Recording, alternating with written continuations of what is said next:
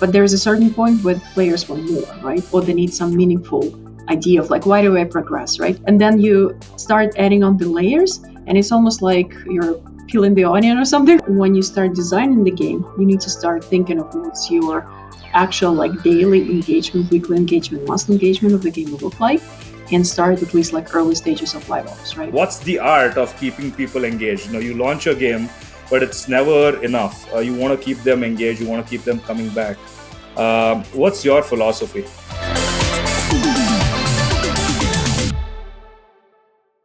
Right. Hello, everyone. Welcome to yet another episode of the Game Makers Lounge. Today, we have an exciting guest here, Antanina, who got introduced to from one of my old Zynga buddies. She's someone who's worked on these amazing game studios, right from Wargaming to Activision, Call of Duty to now Scopely.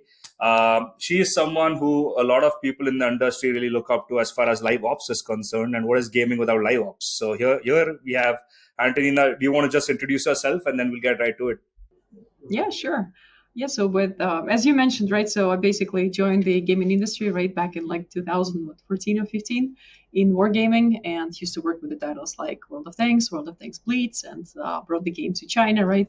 I was first working as the producer, right, and then switched to Activision with Call of Duty Mobile, and started basically in the weeds, right, of the LiveOps, as LiveOps Specialist, and then grew, right? So I had some like career growth, and basically was almost leading the LiveOps there, along with Timmy, the Tencent studio, right? And then for the past couple of years, I transitioned to Call of Duty Warzone Mobile, and then now joined Scopely. So yeah.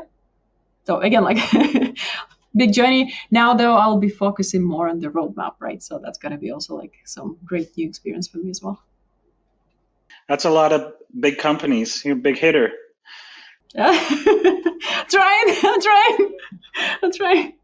Our resume looks so vanilla in front of us. It's just been Zynga for like eternity, and now we've started Snapshot. So yeah, we're gonna come to you for career guidance next. On the note of career, well, you started as a producer, you moved to product management. Talk to us about how that transition was. Did you always wanted to become a PM? Did like Wargaming give you that opportunity to kind of do as much as you wanted? How did that transition go? You know what I also noticed, that in different companies, the notion of like PM and producer is slightly different, right? And so I think what I'm noticing back at like Wargaming, right, that actually the producer role was very close to the product manager, and the product managers, right, were more focused on the development side, right? So that's why it's hard to say that it was a purely production role. I would say it was more about the product management, in a way of like, hey, talking to the players, making sure that we're hitting the right features, and basically suggesting, what the opportunities, right, and what the features and what we're going to drive with those, and also looking into the numbers, right, of what exactly they're driving, they're running. So it wasn't like that drastic transition, right? But at the same time, it was pretty close. And I would say, I think what also unites both product and producer is that project management side, right, where you actually need to look at the timelines, when you actually need to get things done. And so I think that's something, and I think also the problem solving component. So those things were always in me, right? So they were always, I could say, maybe even my strengths, right? So that's something that I was applying in both like producer and product management role. It's funny that you mentioned that those two job titles get blurred, or they're different depending on the company, because for a long time at Zynga, I was on one team poker, and the rest of the company seemed to have a different idea of what those two titles were. And I was so confused when I left poker to another one. I'd say, oh, so-and-so is a producer, and like, CGD, that's a PM, not a producer. Well, I don't know what's going on. The person doing that work. I also know the companies, when, let's say, the producer role, so they specifically looking at the game design background, right? So it's kind of like completely different from someone who's, let's say, a project manager or something, right? Or someone who's like closer to production. In a way, it's like more of like designing the game itself, right? So, and yet it's a producer. So it's a very like broad term, right? And so it also combines a lot of things. Yeah, for sure. So I'm really excited to kind of double click on LiveOps. That's kind of the bread and butter of gaming today. And in fact, has been for a long time. But let's just dive in. What's the art of keeping people engaged? You launch a game, but it's never enough. You want to keep them engaged. You want to keep them coming back. What's your philosophy? So the way I look at that is basically there is your core gameplay, right? So basically that's what drives people in the first place to come to your game and try it, right? And then, let's say you keep engaging them, but there's a certain point where players want more, right? Or they need some meaningful idea of like, why do I progress, right? What is basically I'm going to do with that, right? And then you start adding on the layers, and it's almost like you're peeling the onion or something, or like add the layers to the onion, right? So that's what makes also game robust and interesting, and that's what also keep players coming back. And especially with mini games, right? So there's a lot around the content, right? And what makes it cool, let's say like new weapons, right? New characters, or something that you introduce new maps, right? So, and it's all becoming a very good levers for the live ops, right? To keep players basically interested in coming and experiencing your gameplay again and again and again.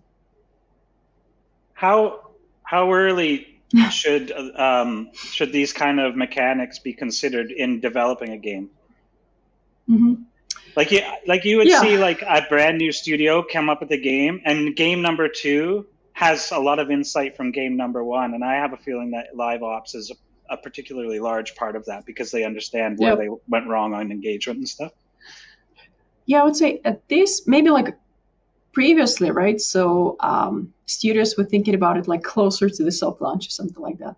I think right now, when you start designing the game, you need to start thinking of what's your actual like daily engagement, weekly engagement, monthly engagement of the game will look like, and start at least like early stages of live ops, right? So either it's going to be, I don't know, some events or some like, okay, what are you going to offer to players, right? Because in the end, monetization, right, component, right, it's also live ops. So what you're going to be offering. So the earlier you plan, right, so the better. And I honestly can't imagine games right now coming to the market without live ops. So without anything there. Certainly as an engineer, now we know like you need to build some of the infrastructure in right from the get-go to do things like events so that you can like bring in assets for a timely period of time to put snow on things or... Yeah, exactly. You kind of need to plan it ahead of time, right? So that you build infrastructure, you build the tools, right? You build the engines basically, right? For the live ops to basically easily operate your game. So yeah. And so I always have a question. So, whenever anyone's working on live ops, it's always a recipe of, obviously the engineering team is, the execution arm, but there's game design, there's product managers, and then you have your business goals, right? Which a GM of a studio may have. How are you thinking about balancing these three arms as with an eventual goal of, at the end of the day, you want your business to move ahead, but you also want the game to not kind of dilute its meaning. So have you always felt that kind of healthy friction amongst these three pillars, so as to speak? Mm-hmm. I think they all should come together, right? So I can't imagine roadmap be completely independent from the live ops, right? Mm-hmm. So these things already should be connected because whatever you're planning, whatever you're doing, right? So that's basically either going to impact your live ops or live ops is going to impact your roadmap in a way, right? So that's why that's a synergy. That's thing number one. But also it all comes down to with umbrella of like, what are you actually driving, right? So what behavior, what metrics, what is important, where do you see the loopholes, right? So I recently also, like, I think was listening to one of the podcasts, right? And one of the things that they mentioned is basically, hey, if you look for opportunities or if you look for basically problems, see where your players drop, right? So that's also already the area. So that's also, again, this is synergy, right? And that's all coming together.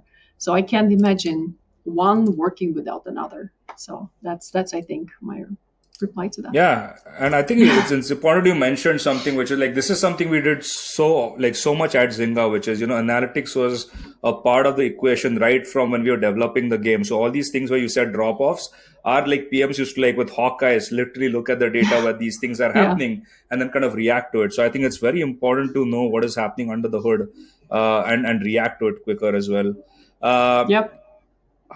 I've always been intrigued by this, which is, see, today, again, I'm not saying that people don't make games for a particular geography, let's say like this game has to be launched in America, but more and more today games are like global in nature. You want to have a global audience.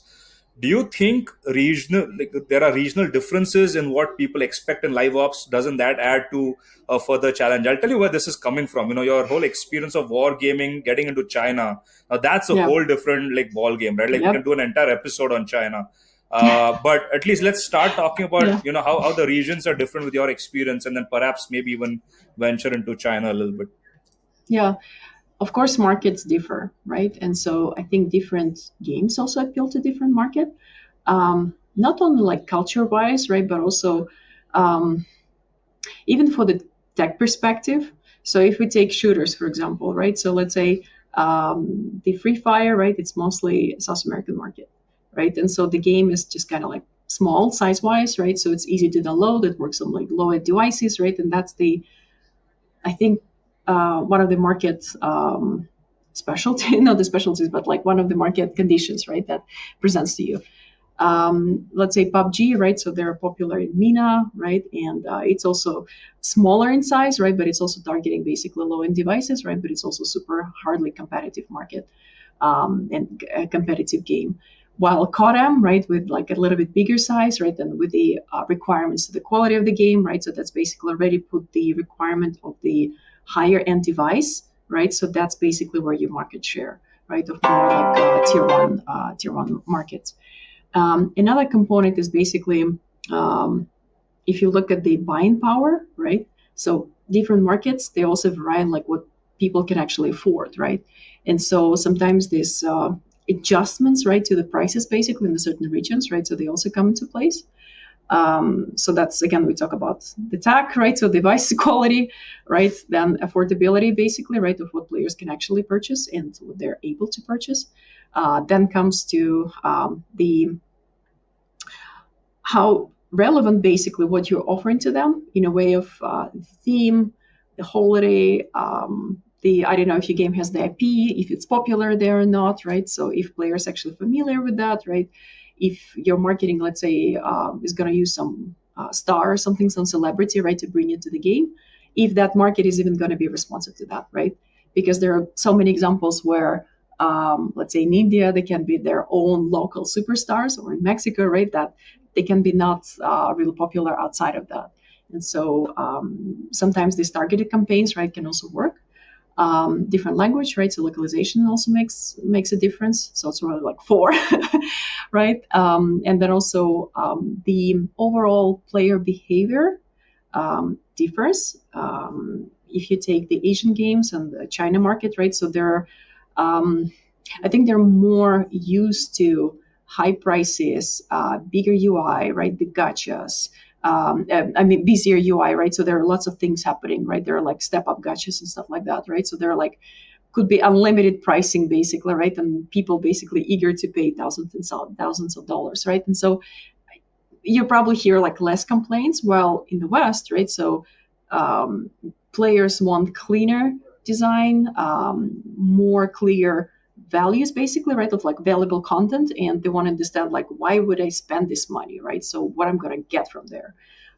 They care more about the drop rates, right? They care about mechanics, the look of the content and stuff like that, right? And then legal regulations also in different market are completely different, right? So I think right now Fortnite gives a good example of basically age appropriate content, right, in different regions and stuff, and how they regulate that.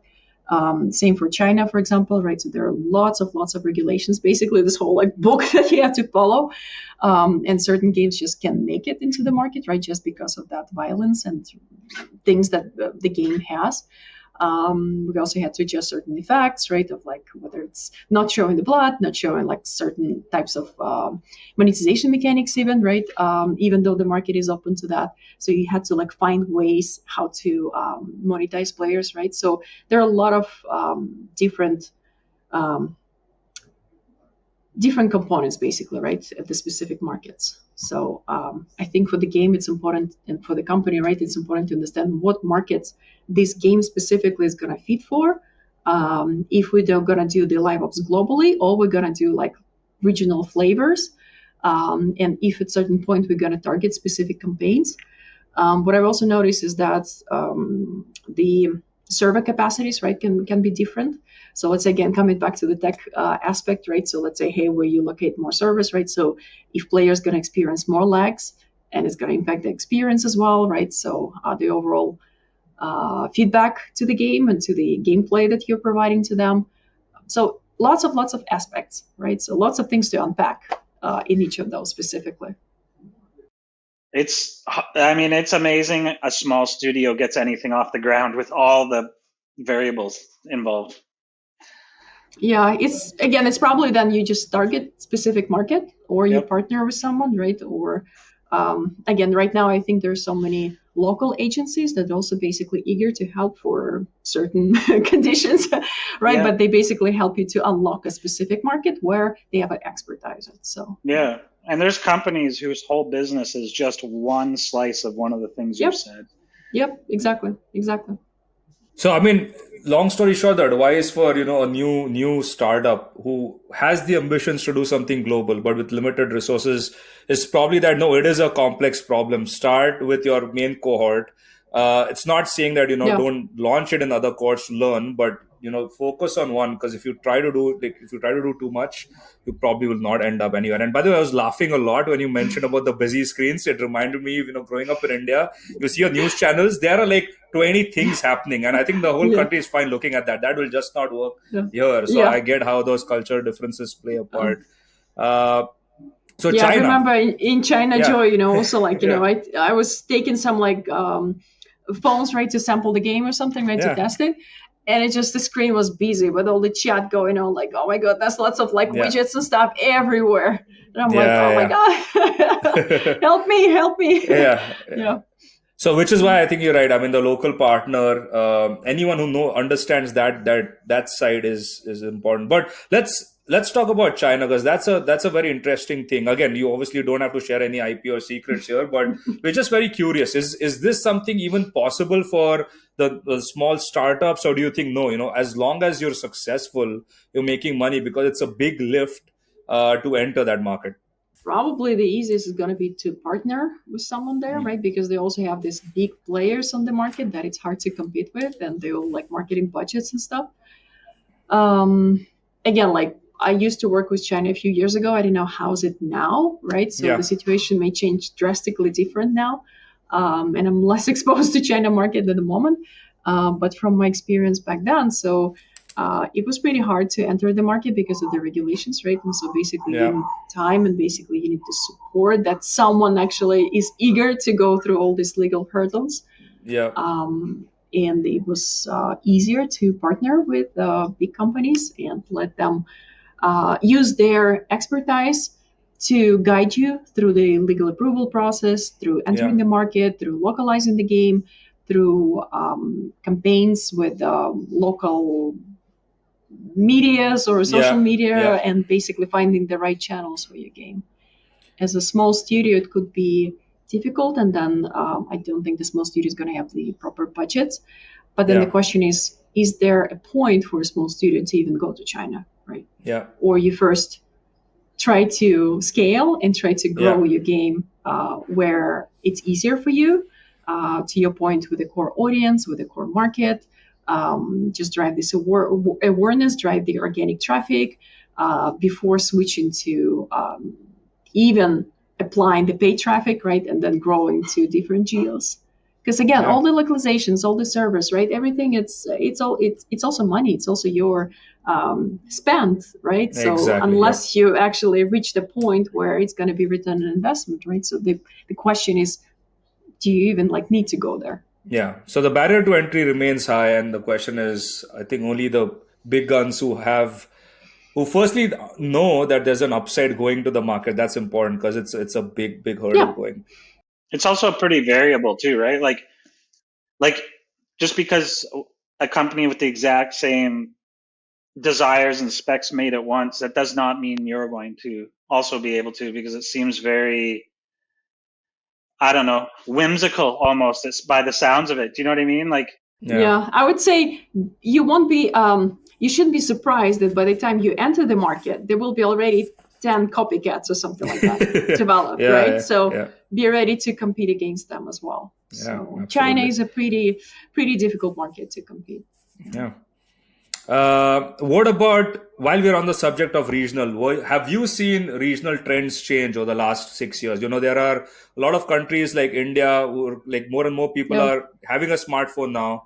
I'm pretty sure other countries are going through the same transition. So have you seen it real time in the last 10 years in these 3 gaming studios, all these things changing in front of your eyes? Yeah, with regional trends, we also need to bear in mind the impacts of the politics, wars, changes, economical changes and stuff, right? So that's also impacting everything that it's happening to the games, right? With everything that started between Russia and Ukraine, right? So many games were impacted, right? And many businesses left Russia. And so that's also the CIS market really suffered. And so lots of the campaigns that previously were targeting right towards that market, right? So right now had to be pulled out. I've seen the trends changing in a way of developing, like growing basically, right? In terms of what we can offer to those markets, right? And then also decreasing their spend, right? And that's a lot of impacts, including COVID, war, so everything that is happening. Issues. Everything that is happening in this world, right? So it's not this closed ecosystem, unfortunately, right? So there were positive changes, and there were also some of the things that were pretty complicated. I would say from the positive changes, right? So I've seen that Mexico is really growing and really getting into the gaming space. And I would say in terms of the monetization and loyalty to the games, the interest to the games, right? So we can see that the amount of devices are growing, right? And the amount of people basically with a good LTV, right? So it's also growing. Europe, unfortunately, I think I was observing, I've been observing mostly declining trends in terms of spend.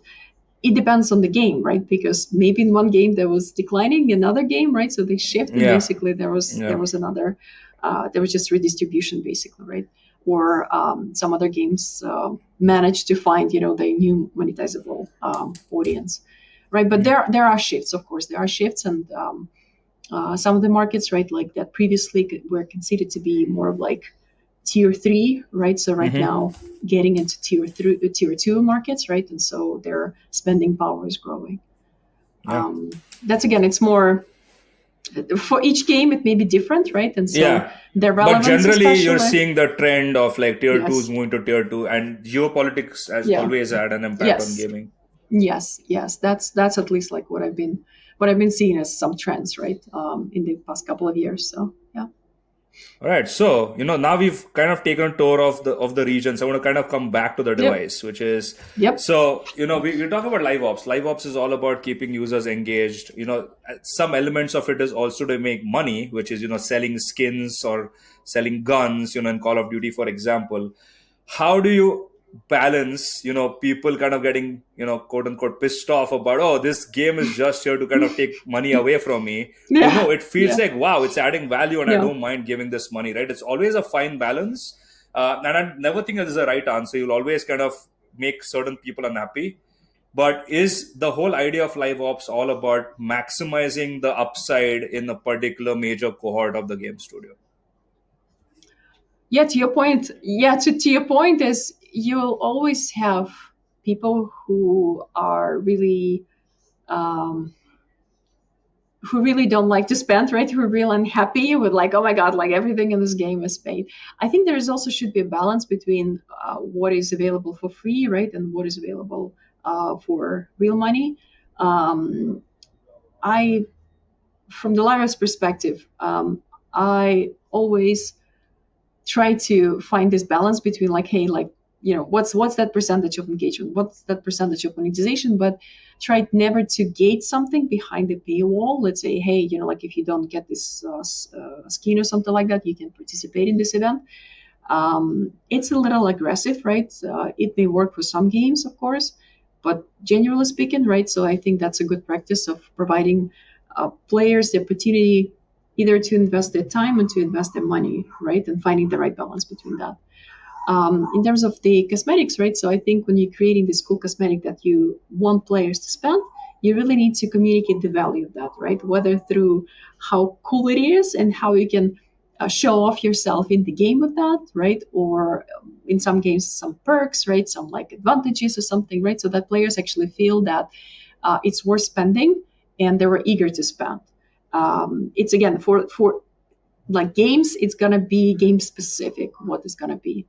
And I think what's also important is that if you have different rarities of stuff, right? So make sure that the venues where you distribute them are properly assigned, right? So there is no situation where something that you sell for $100 or something you can buy for $20 because then you're gonna hurt yourself, right? And players are gonna be like, why would I spend if I basically can get it for $20, right? So they will question the value. So make sure that it's pretty clear, and then the venue is also pretty unique, right? So it's only there you can get this type of stuff, right? Only by participating in this type of gacha or something, you can get this sort of like a cool weapon or something like that. So I think that's what is important. And again, just make sure that you don't gate certain engagement elements, right? For the players that can actually afford buying that. Reward them for their time investment as well. We kind of grew up in the age of games on Facebook transitioning to mobile. Mm-hmm. And certainly the microtransaction trend at the time was to like encourage people to pay to extend their play sessions basically, or to like do something faster in the game so that you could get more done in your play session. But now it seems, or at least it's been a while since I've worked on those types of games anyway, but now it seems more like players are a little more averse to that. That's not quite pay to win, but it's pretty close to pay to win for a solo playing game. Now it's more like cosmetics and stuff like that. So it's just like purely expression-based purchasing, or is it still right across the board? Or did you notice a shift like that? I think each game has its own recipe, right? And so there can be a mix of that, what you're saying, right? And so it's just more of like maybe you're spending the soft currency instead of the hard currency, let's say, right? And there are timers, of course, right? And many games still use them, right? And you can like accelerate, rush things, right? There's still things like that. It's just more of like, what are you applying this timer for, right? If it's actually still creates this fair competition or fair engagement, that's fine. But if it's something that's gonna hurt players negatively, right? So then you may think of like changing that, because then the player sentiment, right, is gonna be pretty negative. That hey, let's say, imagine you have a leaderboard, right? And so it's like, if something is basically blocked, and like you ask players, hey, to either like wake up at night when you refresh this thing, or let's say you ask them to compete against spenders who are like able, you're gonna get the very negative sentiment, right? Maybe basically performance-wise for your game is gonna be fine, but your players will be unhappy. And the question is like, what's more available to you, right? When you were talking about the cohorts of players, you missed one, AJ. There's a cohort of players that don't like to admit they spend on these games. That is true, but they do. And my wife is one of them. And when I first joined our payments division at Zynga, I was sitting at my dining room table and I said, hey, I'm now the tech lead on payments, and I'm going to go look up your spend. And I've never seen someone cross the house so fast.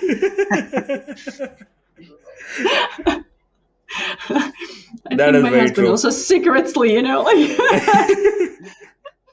get it on his card. Yeah. I would say for me, I'm kind of like testing the games of like, hey, will you make me like spend in this game, right? Is it that great? And there are a few games that I actually spent, not much, but I was like, damn, now I want to spend, right? So now I got to this point where I actually like I can't miss the deal. Yeah. Oh, you guys know what you're doing. Once somebody spends once, they're more likely to spend again. Yep. Oh yeah, absolutely. It's like the formula for the revenue, right? So it's like breadth multiplied by depth, right? So yeah. Well, that's breath and Totally death. true. Yeah. All right, so we're now coming towards the end segment of our podcast here. I want to couple questions. First, are you seeing any groundbreaking changes? Kind of goes in. It's a good segue into what like CJD started, which is Yeah. what is the future of live ops? Are you seeing someone drastically, change something, innovate? Is there any kind of new things going on there? That's one. That's an interesting question. I would say the first thing that comes to mind is basically the use of AI right now, right? And how broad it can be. And then I think a deeper personalization of the game experience, right? So that's a great opportunity. Um, and also, I think in terms of the resources, it's a great save on resources, right? And speed if you can apply more of the AI, but you have to be also very careful. Since there are situations where AI can be applicable to everything at the moment. But I think that's a great opportunity, right, that I see now, especially in terms of personalization, right, in terms of algorithm decided what to offer you, in terms of algorithm decided like, hey, Yep. are you going to churn? Are you going to like, come again, right? So what should I Yep. offer you, right? And so setting up these things, especially I'm seeing a lot more marketing, let's say, related to that, right? Whether it's in a message, push notifications or something, right? So like things, pop-ups, right, that you're gonna see that are really using that algorithm structure, right? Of like, hey, if you do this, it's gonna be that, and then use an AI to even like make it more robust and predict your behavior, right? So I think that's the trend. As you mentioned, so regional component, right? So I think it's going to keep growing, especially with these big games, right? So I think they're going to be unlocking that more and more. But also, I think the local experts will help a smaller studio, right, to basically unlock these games more. Of course, the web component, right? So I think it's also, we see the trend where, hey, you right now have a choice where to make a purchase, right? And then there's some incentives that you can unlock, and then you can increase your spend that basically via the web subscriptions or payments or whatever activities you can do. So those, I think, the major three things that I think are already developing and will continue to develop further. I can't say cool. I can't say like anything drastic changing. Since again, I think in this day and age, it's hard to predict what's going to happen tomorrow, right? But I think there are the trends that will be very beneficial. But also, the market is getting like super competitive. So it's for new games, it's really challenging to find a good niche, right? And so it's more about scaling of the existing games, right? And scaling basically in different ways, right? And even deepen then connection with the player, right? In more meaningful ways. So that's what I'm observing. And again, we'll see. But I think it's just like for new games, it's getting more and more competitive, basically. Yeah. Well, then let's end on what advice do you have? Someone, let's say there's someone hearing this podcast who's starting a game studio. They're building a game for an audience. What advice do you have from your experience that you would want to end this podcast with? I think the advice is going to be related to what we started this podcast with, is that when you need to start think about live ops, right? So the advice is going to be think as early as possible, and try to find the optimal investment into live ops, into the tools for the live ops especially, so that you're not completely dependent, right, on your engineers and then on your infrastructure, right? But you actually give the live ops the leverage to experiment and to provide the optimal experience for players in turn. So that's, I think, the biggest advice, especially for developers, right, that are planning to have their game for the long term, right, in the market. So I think that's the most important. Very cool. On that note, really appreciate your time. It's been an awesome, 30, 35 minutes that we've chatted. It's been fun. Thank you once again for joining our podcast. Thank you for inviting. I'm so happy to talk about that. I want to talk more. That's really cool. Yeah, that's my favorite topic, honestly. Yeah, awesome. And I think one of the things I wanted to also mention, just to wrap it up, right? So one of the things for those who want to join LiveOps, right? The beauty about it is that they're dynamic, right? So you're always on the go. You always plan okay, what's next, right? Now we have Halloween, then we have Black Friday, then we have it's a Christmas. Yeah, that's the new things, right? And so there are some points, basically the milestones, right, throughout the year when you're like in this constant like cycle. I don't know if it's like monthly for you, like 3 months, right? But you're always planning, you're always doing something, right? You're always like analyzing it. Like that's, I think, the beauty of it. And there's no routine, right? But it always like improvement. So that's the cool thing about LiveOps. Very cool. All right, cheers. Yeah, thank you guys. Thank you.